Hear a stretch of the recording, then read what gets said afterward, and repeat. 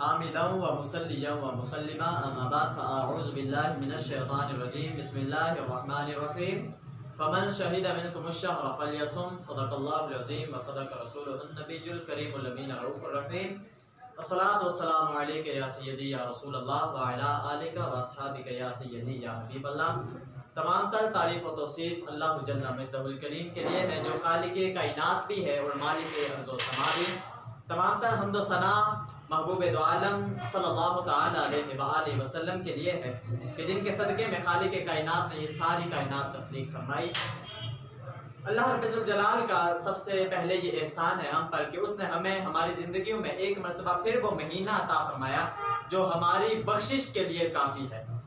یقیناً حضور علیہ الصلوۃ والسلام کے فرمان سے بھی یہ بات ہمیں ملتی ہے۔ حضور فرماتے ہیں کہ اللہ رب الجلال نے اگر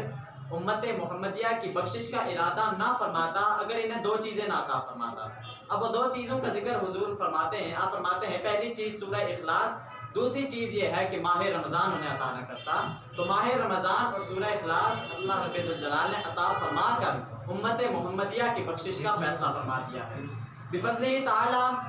ہم سب یہاں پر موجود ہیں۔ آج اللہ رب الجلال کے کرم سے رمضان مبارک کا پہلا روزہ ہے اور اللہ رب الجلال کا بے حد احسان ہے کہ اس نے ہمیں روزہ رکھنے کی توفیق عطا فرمائی، ہمت عطا فرمائی، اور الحمدللہ آج ہم موجود ہیں ہمارے اس پروگرام کے اندر، رمضان نور ایمان کے اندر، اور ہمارے ساتھ مہمانان گرامی بھی موجود ہیں جن سے ہم ملاقات کریں گے، جن سے ہم بہت سارے مسائل کے اوپر ہم بات کریں گے ان سے، اور بہت سی چیزیں ان سے سیکھیں گے اور سمجھیں گے، اور پھر انہیں ہم آگے آپ تک پھیلائیں گے۔ تو سب سے پہلے میں آپ کو اپنے مہمانوں کا انٹروڈکشن دیتا چلوں۔ ہمارے ساتھ موجود ہیں حضرت علامہ مولانا قاری محمد بہرام الخیری صاحب، اور ان کے ساتھ موجود ہیں حضرت علامہ مولانا قاری محمد کاشف محمود نقشبندی صاحب۔ سب سے پہلے تو آپ کا میں شکریہ ادا کرتا ہوں، خوش آمدید کہتا ہوں کہ آپ نے اپنے قیمتی وقت سے ہمیں ٹائم دیا۔ اللہ رب الجلال آپ کا یہاں پہ آنا قبول فرمائے۔ تو علامہ بہرام صاحب، ہم سب سے پہلے اپنے موضوع کی طرف آتے ہیں۔ ہمارا موضوع ہے آج کا رمضان، استقبال رمضان اور فضائل رمضان کے حوالے سے۔ تو آپ سے سب سے پہلے تو ہم یہ بات کہنا چاہیں گے کہ رمضان شریف کے حوالے سے ہم دیکھتے ہیں کہ ہر سال ہمیں یہ مہینہ اللہ رب الجلال ہمیں عطا فرماتا ہے، لیکن ہم اس کی ناقدری کرتے ہیں۔ ہر دفعہ یہ ایسا ہوتا ہے کہ مہینہ آتا ہے اور ہم جیسے ہوتے ہیں اسی طرح یہ مہینہ ہمارے درمیان سے گزر جاتا ہے اور ہم بعد میں بھی ویسے کے ویسے ہی رہتے ہیں۔ تو ہمیں کیا کرنا چاہیے کہ ہم اس ماہ مقدس کو اللہ رب الجلال کے احکامات کے مطابق گزار کر اپنی زندگی کو بہتر کر سکیں؟ اللہ رب العزت کے فضل و احسان سے، مصطفیٰ کریم علیہ الصلوۃ والسلام کی نظر عنایت سے خالق کائنات نے ہمیں رمضان نور ایمان ٹرانسمیشن میں شرکت کی سعادت حاصل فرمائی ہے۔ ہمیں شرکت کی سعادت حاصل ہو رہی ہے۔ میں شکریہ ادا کرتا ہوں رمضان نور ایمان کی پوری ٹیم کا، جنہوں نے امت مسلمہ کی خیر خواہی کے لیے یہ عظیم قدم اٹھایا۔ ماہ رمضان المبارک کا مقدس مہینہ جب سال کے بعد عود کر کے آتا ہے تو رحمتوں اور برکتوں کو ساتھ لے کے آتا ہے۔ رحمتوں اور برکتوں کی جو بہار ہے، ماہ رمضان المبارک کے ساتھ ساتھ یہ بہار بھی ہمیں نصیب ہوتی ہے۔ لیکن جہاں یہ مہینہ برکتوں والا ہے، رحمتوں والا ہے، وہیں اس ماہ مقدسہ کے عظمت کو جو لوگ نہیں جانتے اور اس ماہ مقدسہ میں کما حق ہو اس کا حق ادا نہیں کرتے، ان کے لیے بھی ہمارے آقا علیہ الصلوۃ والسلام کے فرامین موجود ہیں۔ ہمارے آقا علیہ الصلوۃ والسلام نے ارشاد فرمایا کچھ لوگ ایسے ہیں جنہیں سوائے بھوک کے اور سوائے پیاس کے اور کوئی چیز حاصل نہیں ہوتی۔ تو یہ وہی لوگ ہیں جو روزہ رکھ کے بھی رمضان المبارک کے تقدس کا خیال نہیں رکھتے، اور رمضان المبارک میں جن جن چیزوں کا ہمیں خیال کرنا چاہیے ان چیزوں کا رمضان المبارک کے اس مقدس مہینے میں ہم خیال نہیں رکھتے۔ جہاں تک اس ماہ مقدسہ کی عظمت اور فضیلت کی بات ہے، ہمارے آقا علیہ الصلوۃ والسلام کی ایک خوبصورت حدیث اس مضمون سے بھی احادیث کے اندر موجود ہے۔ شعب الایمان میں امام بہقی نے یہ روایت نقل کی ہے۔ ہمارے آقا علیہ الصلوۃ والسلام نے ارشاد فرمایا اوتیت امتی فی شہر رمضان خمسا لم یؤتہن من قبل نبی۔ فرمایا خالق کائنات نے رمضان المبارک کے مقدس مہینے میں، یہ جو مہینہ ہے، اس میں میری امت کو 5 ایسی خصوصیات عطا کی ہیں جو مجھ سے قبل خالق کائنات نے کسی نبی کو بھی عطا نہیں فرمائی۔ ان 5 چیزوں کو گنواتے ہوئے ہمارے آقا علیہ الصلوۃ والسلام ارشاد فرماتے ہیں، فرمایا جب رمضان المبارک کی پہلی رات آتی ہے تو خالق کائنات اس پہلی رات کا یہ اہتمام کرتا ہے کہ رب ذوالجلال اپنے تمام بندوں کی طرف رحمت کی نگاہ سے دیکھتا ہے۔ یعنی ویسے تو اللہ ہر ایک کو دیکھتا ہے، کوئی بھی اس کی نگاہ سے چھپ نہیں سکتا، لیکن نگاہ رحمت سے وہ کسی کسی کو دیکھتا ہے۔ خاص لوگوں کو خالق کائنات نگاہ رحمت سے جو ہے وہ دیکھتا ہے۔ ویسے تو جنت کا ہم میں سے ہر بندہ مشتاق ہے، لیکن نبی علیہ الصلوۃ والسلام فرماتے ہیں کہ میری امت کے بعض افراد ایسے ہیں کہ جنت ان کی مشتاق ہے۔ تو یہاں پر ہمارے آقا علیہ الصلوۃ والسلام فرماتے ہیں کہ جب پہلی رات اس ماہ مقدسہ کی آتی ہے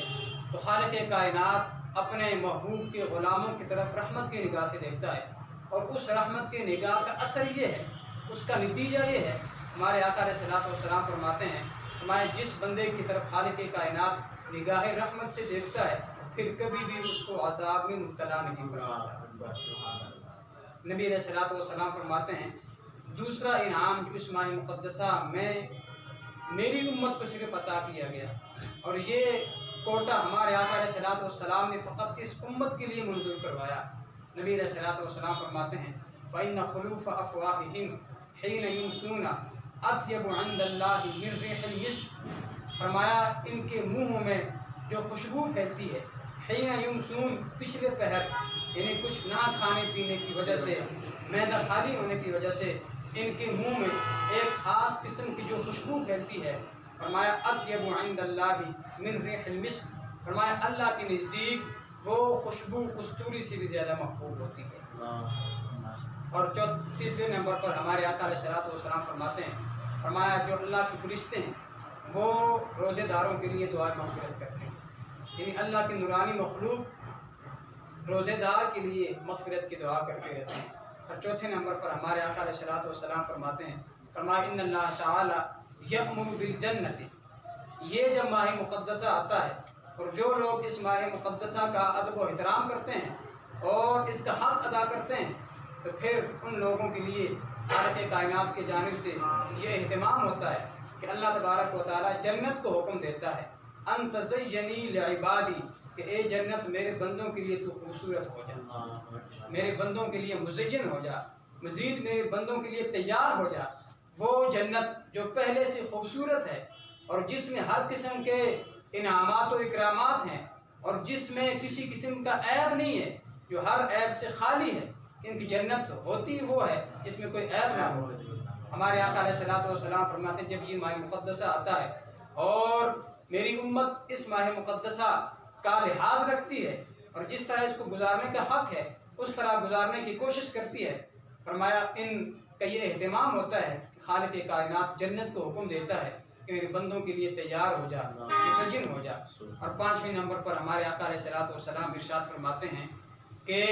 خالق کائنات کی طرف سے 5ویں نمبر پر اس امت کو جو خصوصیت دی گئی وہ یہ ہے کہ جب اس ماہ مقدسہ کی آخری رات آتی ہے تو خالق کائنات نبی علیہ الصلوۃ والسلام کے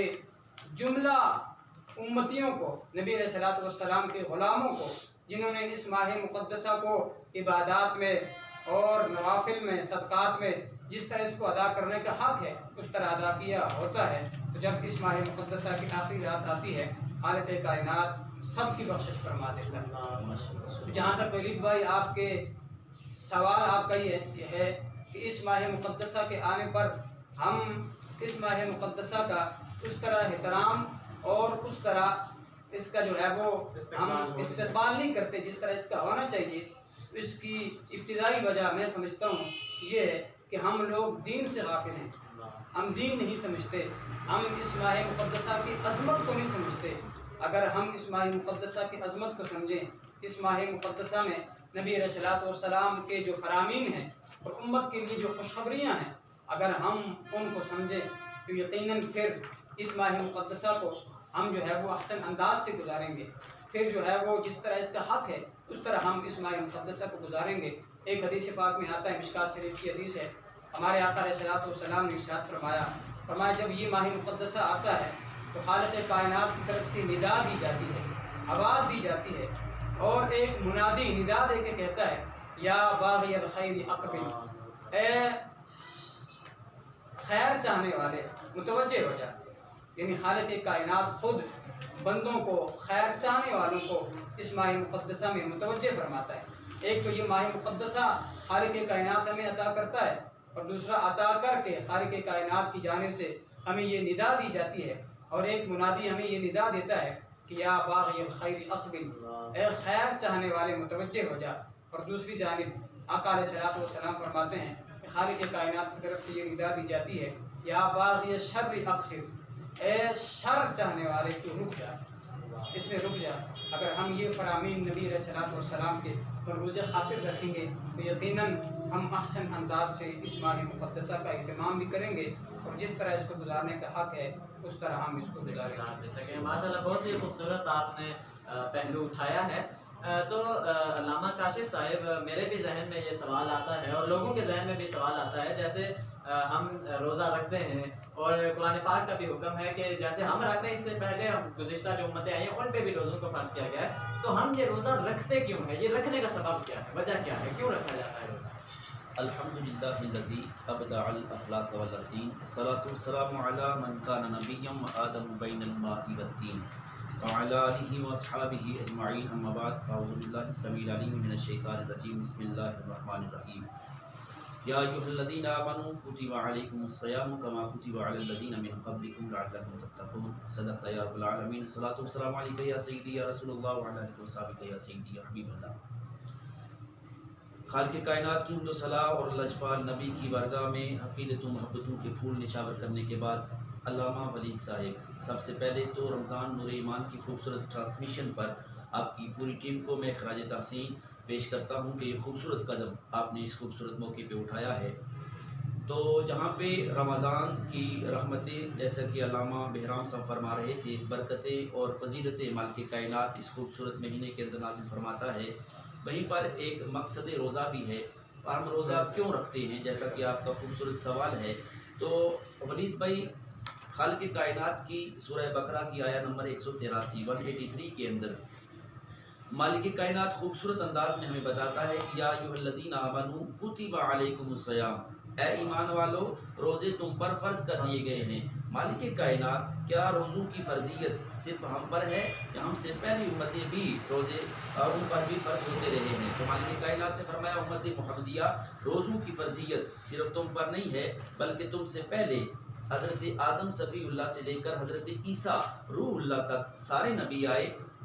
طریقہ کار مختلف رہا ہے، لیکن کما کتب علی الذین من قبلکم، جیسے روزے کی فرضیت تم پر تھی اس سے پہلے امتوں پر بھی ایسے تھی۔ مالک کائنات، مقصد روزہ کیا ہے؟ کیا امت محمدیہ پر بھی روزوں کی فرضیت اور اس سے پہلی امتوں پر روزوں کی فرضیت کا مقصد کیا ہے؟ مالک کائنات نے فرمایا لعلکم تتقون، میں تمہارے دلوں کی پاکی چاہتا ہوں، تمہیں میں اندرونی طور پر پاک کرنا چاہتا ہوں، لعلکم تتقون، تاکہ تم متقی اور پرہیزگار بن جاؤ۔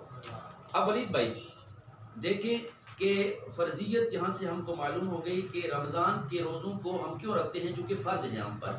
صرف یہیں پر نہیں، اگلی آیات مقدسات کے اندر مالک کائنات نے فرمایا کہ ایام معدودات، یہ جو گنتی کے دن آتے ہیں، 29واں چاند، چونکہ ہم چاند دیکھ کر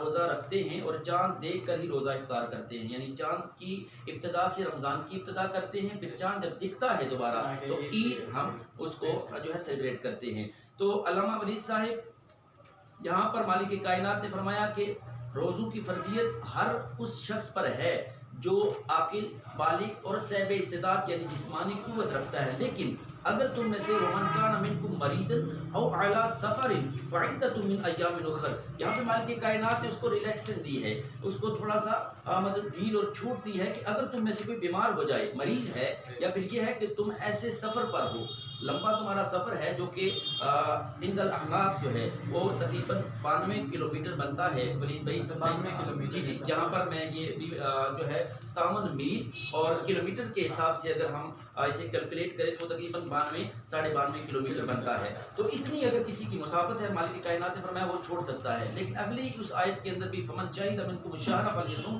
یہاں سے بھی فرضیت روزہ ہمیں سمجھ آتی ہے کہ مالک کائنات نے فرمایا جو یہ مہینہ پالے یہ رمضان کا تو اسے چاہیے فلیصم وہ روزہ رکھے. تاکید کی گئی ہے فرضیت روزہ کے حوالے سے. تو اگلے اسی آیت مقدسہ کے اگلے حصے کے اندر مالک کائنات نے فرمایا پھر آگے یرید اللہ بکم اليسر ولا یرید بکم العسر ولتکملوا العدۃ ولتکبروا اللہ علی ما ہداکم ولعلکم تشکرون، کہ ان گنتی کے دنوں کو جو مریض تھا اگر اس نے روزہ مرض کی وجہ سے بیماری کی وجہ سے چھوڑ دیا، باقی غیر رمضان میں اس کی قضا کر کے اس گنتی کو جو ہے وَلْتُكْمِلُوا الْعِدَّةَ اس گنتی کو پورا کرے. جو سفر میں تھا چھوٹ ہے اور اس کو وہ غیر رمضان کے اندر پورا کر سکتا ہے. تو ولید بھائی یہاں پر غیر رمضان کے اندر اس کی قضا کر سکتا ہے. مالک کائنات نے فرمایا یہ سب میں نے کیوں کیا ہے؟ یرید اللہ بکم اليسر، میں تم پر اپنی آسانی کا ارادہ رکھتا ہوں، میں یہ چاہتا ہوں کہ تمہیں آسانی مہیا کی جائے. ولا یرید بکم العسر، تم پر تنگی اور تم پر تکلیف اور مصیبت کو مسلط نہیں کرنا چاہتا. پھر آخر میں فرمایا تھا کہ تم میرے شکر گزار بندے بن جاؤ. خالق کائنات کے قرآن سے ولید بھائی ہمیں یہ سبق ملتا ہے. اور اگر ہم تاجدار مدینہ سرور قلب حسینہ صلی اللہ علیہ وسلم کی خوبصورت حدیث کا مطالعہ کریں تو ہمیں وہاں پر بھی حضرت عبداللہ بن عمر رضی اللہ تعالیٰ عنہ کی خوبصورت روایت سے یہ پتہ چلتا ہے مالک کائنات کے سونے حبیب حضرت محمد مصطفیٰ صلی اللہ علیہ وسلم نے فرمایا بنی الاسلام علی خمسۃ،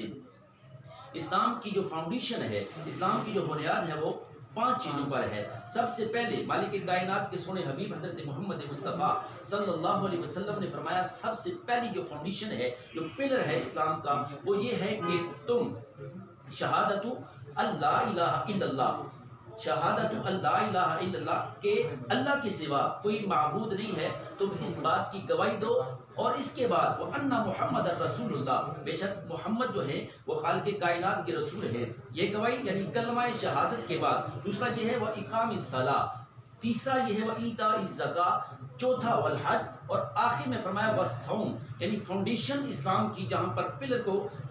5 پلر کو یہاں پہ 5 پلرز اور اسلام کی فاؤنڈیشن کے لیے وہاں پر کریٹ کیے گئے. تو وہاں پر یہ بتایا گیا کہ سب سے جو آخر میں یعنی صوم ہے تو وہ بھی فرض ہے. فرضیت کے حوالے سے کہ ہم روزہ کیوں رکھتے ہیں جو کہ یہاں پر فرض ہے، یہاں پہ خالق کائنات کے کلام اور قرآن سے ہمیں پتہ چلتا ہے، وہیں پر نبی کے فرمان سے بھی پتہ چلتا ہے کہ اسلام کے بیسک 5 پوائنٹ کے اندر ایک پوائنٹ جو کہ روزہ بھی ہے، تو اس حوالے سے ہم پر روزہ فرض کیا گیا ہے. اور اس بات کو آگے میں کھول کے اگر بیان کروں تو خالق کائنات کے سونے حبیب محمد مصطفیٰ صلی اللہ علیہ وسلم کی خوبصورت بارگاہ کے اندر ایک عربی تشریف لاتا ہے. عربی ولید بھائی ایک عام دیہاتی کو کہتے ہیں جو علمی اعتبار سے اتنا ہائی پروفائل نہیں ہوتا، اس کے دینی اعتبار سے بھی وہ باقی لوگوں سے کم ہوتا ہے. تو ایک عربی اللہ کے سونے محبوب حضرت محمد مصطفیٰ صلی اللہ علیہ وسلم کی خوبصورت بارگاہ کے اندر آ کے عرضی پیش کرتا ہے اللہ کے سونے حبیب مجھے کوئی ایسا عمل بتائیے کہ جو اعمال کر کے میں جنت کے اندر چلا جاؤں. اب یہ خوبصورت سوال ہے، حالانکہ علم کے اعتبار سے باقی صحابہ سے ایک عام عربی جو ہے وہ رتبے کے اندر کم ہوتا ہے، لیکن پھر بھی سوال اتنی کمال نہیت کا ہے، کمال درجے کا ہے کہ اللہ کے سونے حبیب کی بارگاہ میں عرض کی کہ مجھے ایسا عمل بتائیے کہ میں وہ عمل کر کے جنت کے اندر چلا جاؤں. مالک کائنات کے سونے حبیب نے فرمایا کہ تم کلمہ شہادت بیسک 4 پوائنٹ بتائے. پہلے تو فاؤنڈیشن آف اسلام 5 تھی، لیکن عربی کے سوال پر آپ نے فرمایا کلمہ شہادت، اقام الصلاۃ، ایتاء الزکاۃ اگر تو صاحب استطاعت ہے تو، اور اس کے بعد رمضان کے روزے جو کہ ہم پہ فرض کیے گئے ہیں، اگر تو یہ اعمال کرتا ہے تو تو جنتی عمل کر رہا ہے اور تو جنت کے اندر جائے گا. اللہ اکبر. اس عربی نے خالق کائنات کے سونے حبیب کے اس فرمان کے بعد کہا کہ اے اللہ کے سونے حبیب میں قسم اٹھا کے کہتا ہوں کہ ساری زندگی انہی عمل پہ انہی اعمال پہ عمل پیرا رہوں گا، ان کے علاوہ میں ان پر زیادتی نہیں کروں گا. اس پر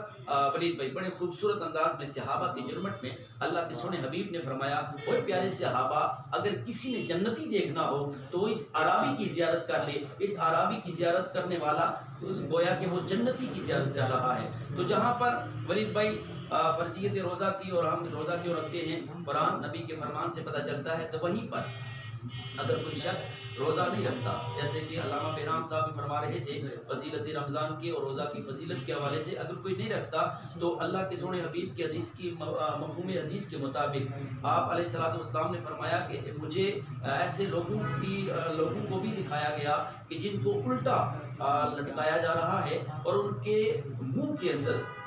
ایسی کوئی چیز رکھ کے ان کے منہ کو چیرا جا رہا ہے، اللہ اکبر، اتنا ان کو عذاب دیا گیا کہ ان کے منہ کے چیرنے کی وجہ سے خون ان کے منہ سے بہ رہا ہے۔ میں نے پوچھا یہ کون لوگ ہیں؟ فرمایا، عرض کی گئی یا رسول اللہ صلی اللہ علیہ وسلم، یہ آپ کی امت کے وہ لوگ ہیں کہ جنہوں نے رمضان کا خوبصورت مہینہ تو پایا لیکن وہ مہینے کا تقدس پامال کرتے رہے، مہینے کے تقدس کا انہوں نے خیال نہ رکھا، تو اس پاک مہینے کے تقدس کو انہوں نے پامال کیا ہے، اب خالق کائنات نے ان کو عذاب کے اندر مبتلا کیا ہے۔ تو ولید بھائی، مختصر یہ ہے کہ یہ خوبصورت مہینہ عظمتوں، شانوں اور رحمتیں لوٹنے والا مہینہ ہے۔ ہم نے اس خوبصورت مہینے کے اندر خالق کائنات کی رحمتوں کو لوٹنا ہے۔ تقدس ہم اگر اس کا بحال رکھیں گے، خالق کائنات کے خوبصورت مہینے کو اگر ہم اس کی میرٹ کے مطابق گزاریں گے، اللہ ہمارے آنے والی منازل کو بھی آسان فرما دے۔ ماشاءاللہ، بہت ہی خوبصورت، آپ نے بھی اس میں سے پہلو لیے، دو تین باتیں جو بہت ہی قابل غور تھے۔ ایک تو آپ نے ذکر روزے کی فضیلت کے حوالے سے بھی آپ نے بڑی خوبصورت بات کی، دوسری آپ نے جو ایک سفر کے جو آپ نے مقدار ہے وہ بھی آپ نے بیان فرمایا، چونکہ لوگ اس چیز سے انفیئر ہوتے ہیں، انہیں پتہ نہیں ہوتا کہ کتنا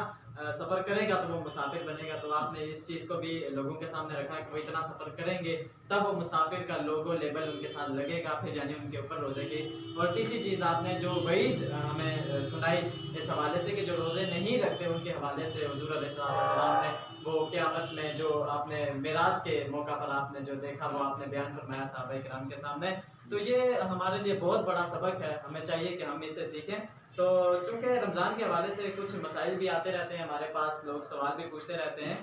تو ہمارے پاس سوال بھی آتے رہتے ہیں۔ تو علامہ بہرام صاحب، سب سے پہلے تو آپ سے یہ سوال ہے کہ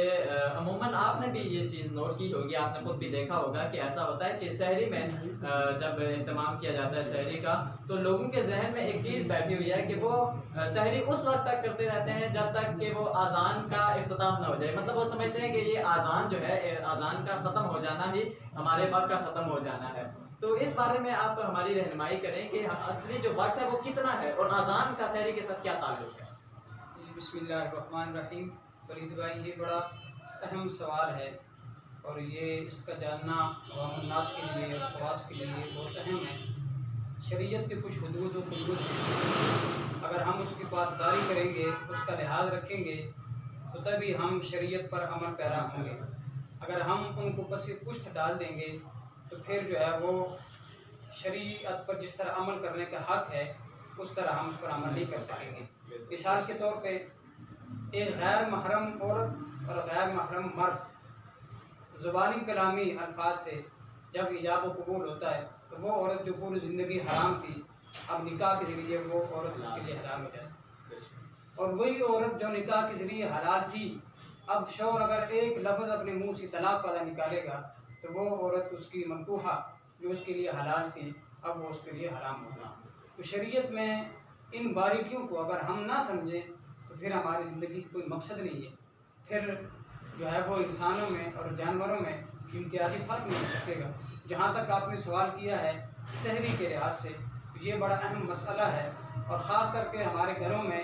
جو خواتین ہیں وہ اس چیز کا لحاظ نہیں رکھتی، ان کے ہاں وہ یہ سمجھتی ہیں کہ اذان کے دوران بھی کھانا پینا جائز ہے، بلکہ بس اوقات تو یہاں تک کہہ دیتی ہے کہ جب تک آخری اذان جو ہے وہ ختم نہیں ہوتی اس وقت تک کھانا پینا جائز ہے۔ اچھا، یہ بھی بڑی عجیب بات ہے، وہ آخری اذان کی بات کر رہے ہیں، تو ایسا دیکھا جائے نا تو وہ پوری دنیا میں ہر وقت اذانیں جو ہیں وہ چلتی ہی رہتی ہیں، تو اگر پھر اس حساب سے تو ہم روزہ رکھ ہی نہیں پائیں گے۔ تو یہ اذان کے حوالے سے تو اس میں شرعی مسئلہ یہ ہے کہ اذان جو دی جاتی ہے وہ وقت داخل ہونے کے بعد دی جاتی ہے، اور روزہ جو بند کیا جاتا ہے وہ وقت داخل ہونے سے پہلے بند کیا جاتا ہے۔ تو اب اگر ہم دوران اذان کھانے پینے سے اپنے آپ کو روک کر نہیں رکھیں گے تو وہ پہلا حصہ جس میں ہمیں روزے دار ہونا چاہیے تھا اس میں ہم روزے دار نہیں ہوں گے۔ اس طرح دن کا جو پہلا حصہ ہے، روزے کا جو پہلا حصہ ہے اور ابتدا ہے، وہ ہماری ضائع ہو جائے گی، اور جب ابتدا ضائع ہو جائے تو پھر پورا روزہ جو ہے وہ ضائع ہو جائے گا، اس پہ رکھنے کا کوئی مقصد نہیں ہے۔ تو اذان سے پہلے جو ہمیں خبرداری دی جاتی ہے اور جو ہے وہ سائرن بجایا